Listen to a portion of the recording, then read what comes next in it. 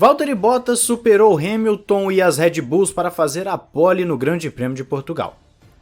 Olá amigo do Ressaca Fórmula 1, seja bem-vindo a mais um vídeo. Eu sou Matheus Pucci e temos então uma pole position um pouquinho diferente do que muitos esperavam, que é a de Valtteri Bottas. Se você estava apostando em Hamilton, Verstappen, pois é, não foi dessa vez e tivemos circunstâncias muito interessantes para a gente poder conversar aqui no vídeo de hoje. Lembrando que a revista dos apoiadores vai sair daqui a pouco mais tarde, eu vou colocar as informações do quali para ficar com mais informação ainda, uma tabela que eu estou desenvolvendo também, aí que eu estou divulgando nas redes sociais, com tempos, com comparativos, bem legal para vocês também, para dar uma incrementada aí no conteúdo para você que é apoiador e para vocês também que seguem o Ressaca F1.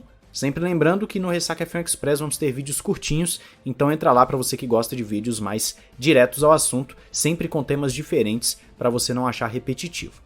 Vamos falar então do quali, que foi bem interessante. No Q1 nós tivemos aí as Haas ficando para trás, o que já era esperado, o Latifi também era esperado, mas o Stroll e o Ricciardo foram as grandes surpresas. O Stroll talvez nem tanto quanto o Ricciardo, porque o carro da Aston Martin está oscilando demais durante a temporada até o momento, mas a McLaren do Ricciardo realmente chamou a atenção. Eu estava comentando o quali lá no High Speed TV, se você assistiu já vai deixando o seu gostei aí, e também lá a gente ficou sem entender muito bem o que aconteceu com o Ricciardo, a gente não estava ouvindo narração, né? A gente estava conversando entre nós e assistindo o quali, então eu não sei se teve um problema necessariamente, eu tô gravando isso aqui logo quando acabou o quali, mas que o Ricciardo ficar para trás é como um desastre para a McLaren, isso é, porque tem carro para ficar lá na frente, e o tempo que ele tomou do Norris foi um temporal logo no Q1.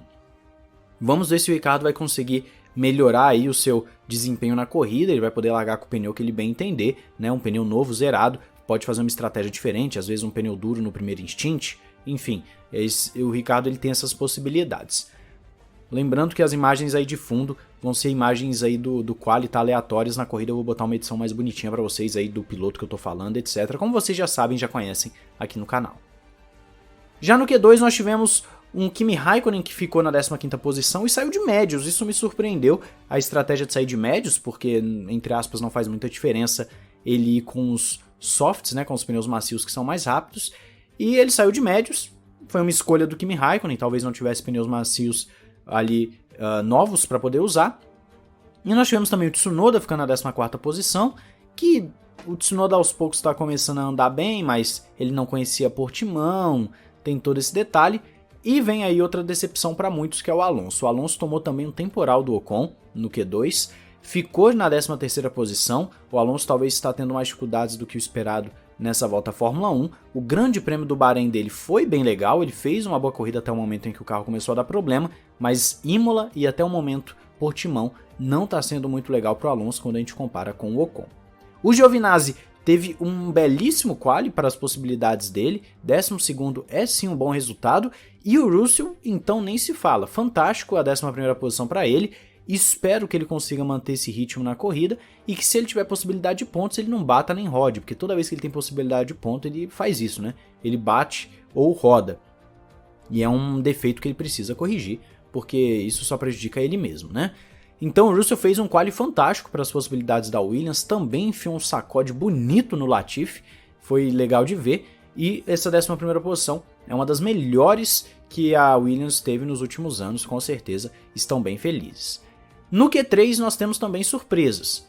Vettel, 10ª posição, passando para o Q3, isso é muito bom para ele, para a moral dele, é muito bom ver o Vettel, um tetracampeão, conseguindo mais um bom resultado aí no quali. Agora é claro, corrida, vamos ver se o Vettel mantém o ritmo, também se ele não erra, porque infelizmente tem sido algo comum para o Sebastian Vettel nas corridas nos últimos anos.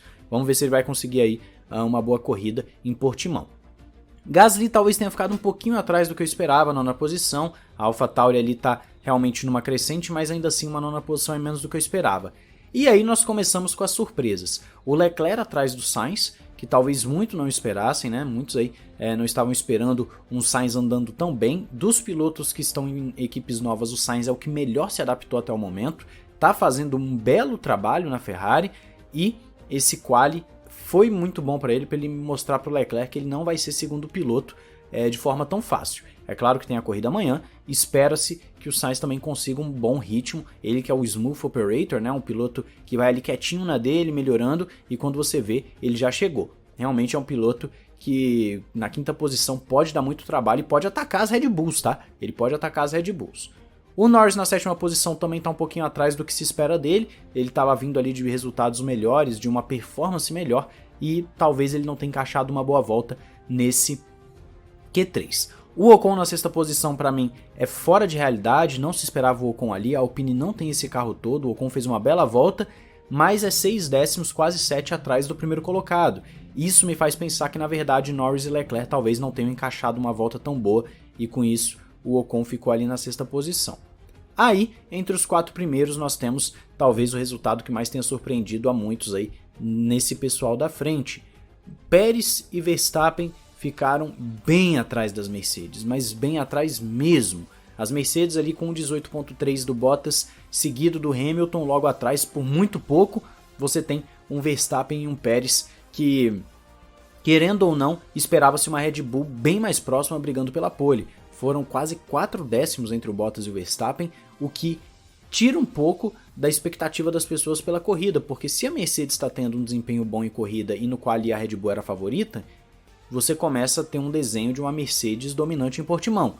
Pode acontecer o contrário nesse grande prêmio, a Mercedes ser melhor no qual e a Red Bull na corrida? Claro, isso pode acontecer sim. Inclusive a Juliana Serrazoli falou sobre isso no Twitter dela, de que a princípio a Red Bull estava atrás da Mercedes no ritmo de quali e a Mercedes estava atrás da Red Bull no ritmo de corrida. Mas tudo pode acontecer, nós não sabemos exatamente como o asfalto vai se comportar, um asfalto diferente do restante da temporada, é uma pista que não está muito bem emborrachada, tudo pode acontecer nessa pista de Portimão. O Bottas fazer a pole já é uma surpresa, o Hamilton ficar também ali muito próximo e bem distante do Verstappen é outra surpresa que talvez a gente não esperava. Mas qual foi a sua visão? Eu quero saber nos comentários. Então diz aí, deixa o seu gostei, se inscreve, acompanha, seja apoiador, vai lá no Ressaca F1 Express mais tarde que vai ter vídeo lá também. Enfim, muita coisa, muito conteúdo para vocês aqui no Ressaca. Conteúdo, informação, debate, curiosidade num só lugar para vocês. Em breve o nosso podcast também já vai estar saindo episódio novo, então fica atento a tudo no Ressaca F1 e eu agradeço o apoio nesse período de strike que vocês estão dando ao canal. Muito obrigado, um grande abraço, valeu e falou!